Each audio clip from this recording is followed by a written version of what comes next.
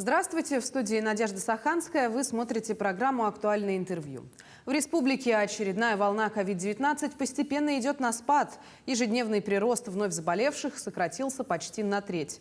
Когда завершится пандемия по COVID-19 и какова ситуация по острым респираторным вирусным инфекциям и гриппу в регионе, расскажет наша гостья. С нами на связи руководитель Роспотребнадзора по республике Маргарита Игнатьева. Маргарита Егоровна, здравствуйте. Здравствуйте. Скажите, какая на сегодня в республике эпидобстановка по новой коронавирусной инфекции и как протекает у большинства заболевания омикроном? На сегодня в республике заболеваемость новой коронавирусной инфекции после 4 недель подъема стабилизируется. Осложнение эпидобстановки по заболеваемости ковидом у нас началось на 2-й неделе этого года. И максимальное количество было зарегистрировано на 5-й неделе, когда мы регистрировали больше 24 тысяч случаев за неделю. По итогам прошлой недели отмечается некоторое снижение где-то на 28,6%. Заболевание протекает в 97% случаев в форме ОРВИ, и у нас снизился удельный вес пневмонии. В связи с этим снизился удельный вес и госпитализированных, и в целом заболевание, вызванное штаммом омикрон, протекает легче, чем при других штаммах. Скажите, какие меры предприняты по нераспространению заболевания? При высокой заболеваемости всеми респираторными инфекциями, в том числе новой коронавирусной инфекцией, одним из основных мер является разобщение.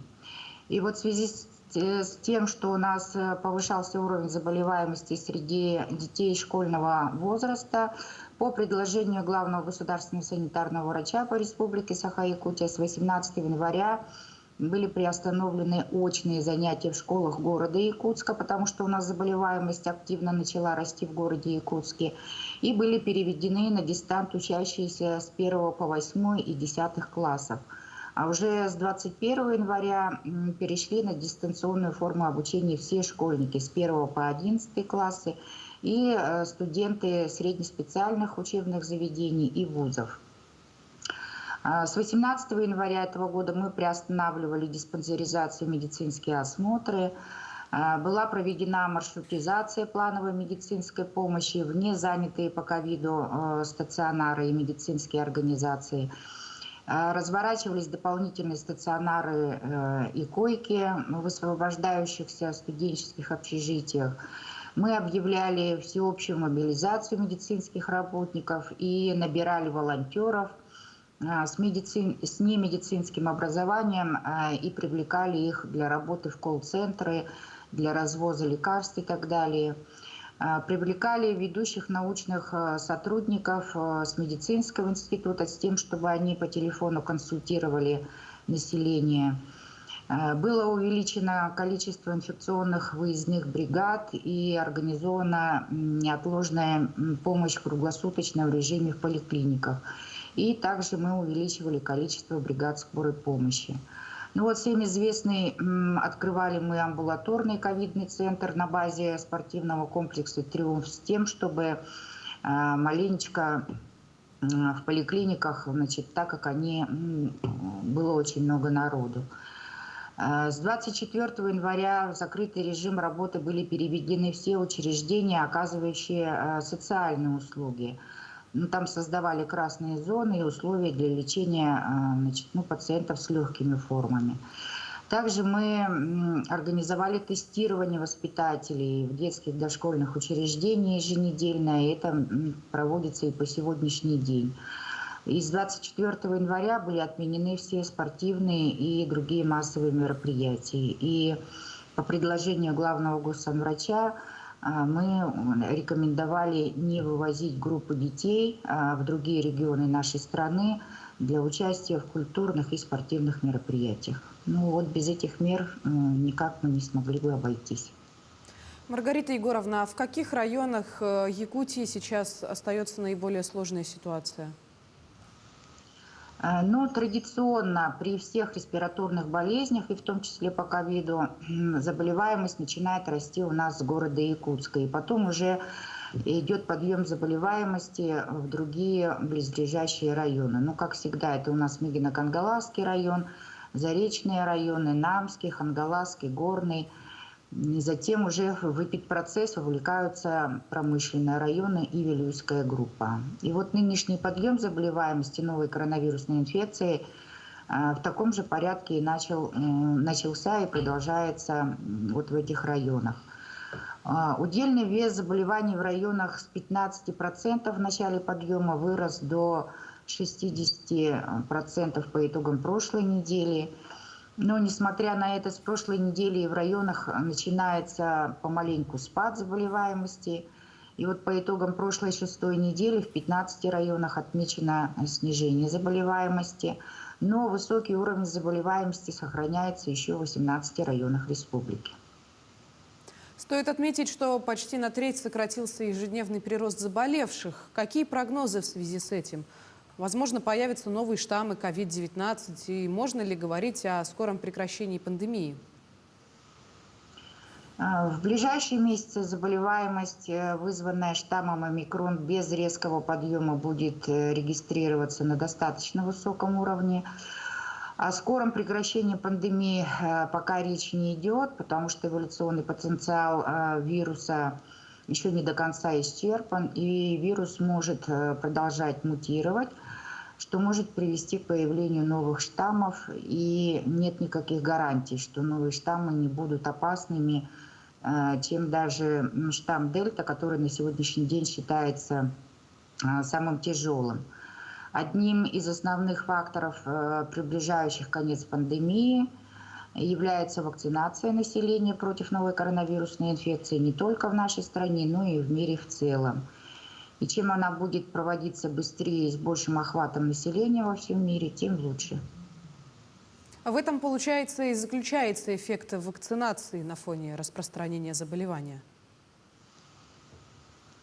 Да, конечно, на фоне распространения новой, в частности, новой коронавирусной инфекции, вакцинация предотвращает возникновение тяжелых случаев заболевания, которые могут привести к летальным исходам. И мониторинг за инфекцией показывает, что вакцинированные болеют легче, переносят это заболевание. Поэтому наиболее высокая вероятность заразиться у тех, кто не вакцинирован, а это сейчас статистика нам на это и доказывает, или не пользуются защитными масками при посещении мест большого скопления людей в закрытых помещениях. И на сегодняшний день при своевременной вакцинации и ревакцинации, правильном использовании защитных масок или респираторов, соблюдении социальной дистанции, своевременное мытье рук и использование различных антисептиков может снизить риск заражения до минимальных значений. Началась недавно и вакцинация детей. Многих беспокоит этот процесс. Расскажите, как же все происходит и сколько на сегодня уже привитых детей? Да, в России недавно начали вакцинировать подростков от 12 до 17 лет от коронавируса. Вакцинация вообще проводится препаратом «Спутник-М». Это младший брат, как мы говорим, вакцины «Спутник-Ви», и дозировка детская там меньше в 5 раз. Клинические исследования этой вакцины проводились с июля месяца прошлого года, и вакцину зарегистрировали еще в ноябре 2021 года.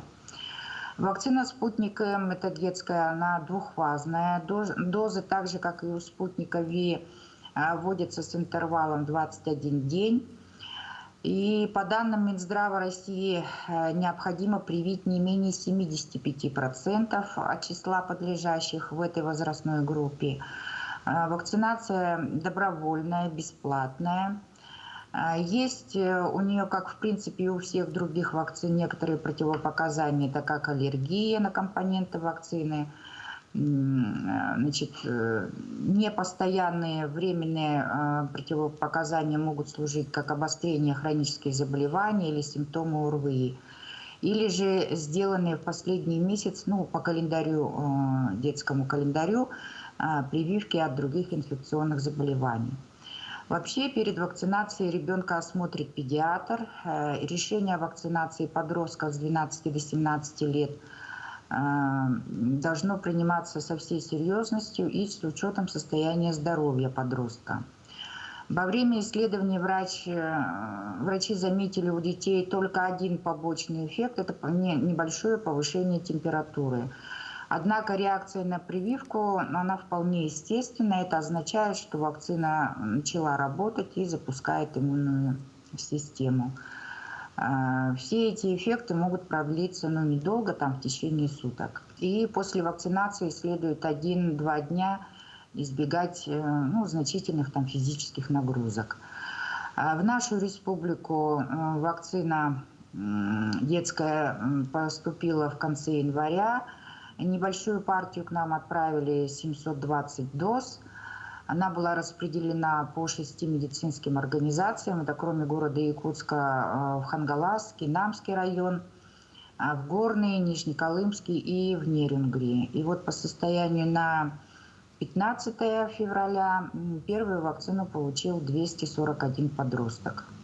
А в целом по России привито уже 41 тысяча подростков. Маргарита Егоровна, скажите, известно ли, когда разрешат свободно посещать культурно-досуговые, спортивные, праздничные мероприятия? Снятие всех ограничительных мероприятий будет зависеть напрямую от уровня заболеваемости новой коронавирусной инфекции. Поэтому, несомненно, чтобы снизить уровень заболеваемости, нам необходимо как больше привить население, как взрослого, так и детского. Сейчас пока рано говорить о снятии всех ограничений, но постепенно, каждую неделю, в зависимости от того, как будет снижаться уровень заболеваемости, будут приниматься решения по тем или иным снятиям ограничительных мер в нашей республике. О ковиде мы с вами поговорили. Какова же эпидобстановка по острым респираторным вирусным инфекциям и гриппу? С середины января, то есть со второй недели этого года, у нас начался рост заболеваемости ОРВИ, и максимальное количество заболеваний было зарегистрировано по итогам 4-й недели. Это неделя с 23 по 30 января, когда было зарегистрировано более 30 тысяч случаев. И начиная с 5-й недели в последующие 2 недели у нас рост заболеваемости ОРВИ снижается. Но отмечается снижение во всех возрастных группах в сравнении, например, с предыдущими неделями. И в городе Якутске, и в 25 районах нашей республики. Поэтому мы, так как снизился уровень заболеваемости ОРВИ, гриппом и коронавирусной инфекцией, особенно среди детского населения, поэтому, в частности, в городе Якутске школьники у нас перешли на очные режим обучения, как, в принципе, и в других районах нашей республики. Благодарю вас, Маргарита Егоровна, за содержательную беседу и спасибо, что согласились стать гостьей нашего интервью. Спасибо. Напомню, вы смотрели актуальное интервью. Берегите себя. До встречи.